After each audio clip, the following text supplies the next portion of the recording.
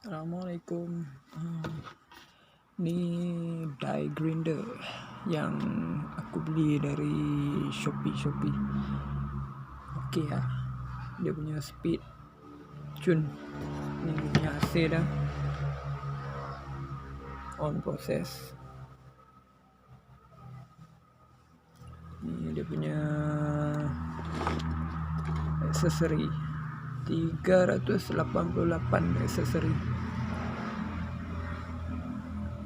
Diamond,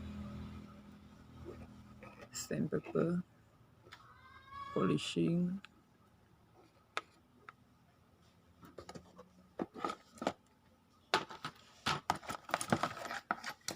adapter,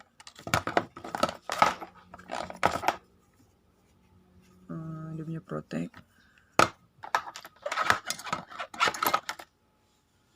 Okey lah, dekat ni aku test memang puas hati lah.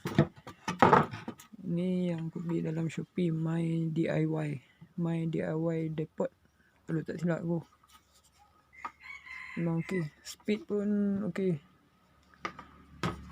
sampai 6.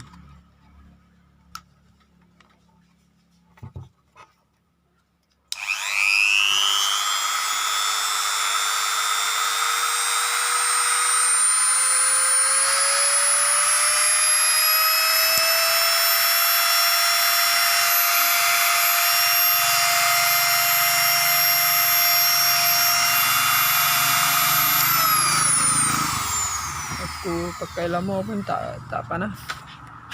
Okey lah, puas hati.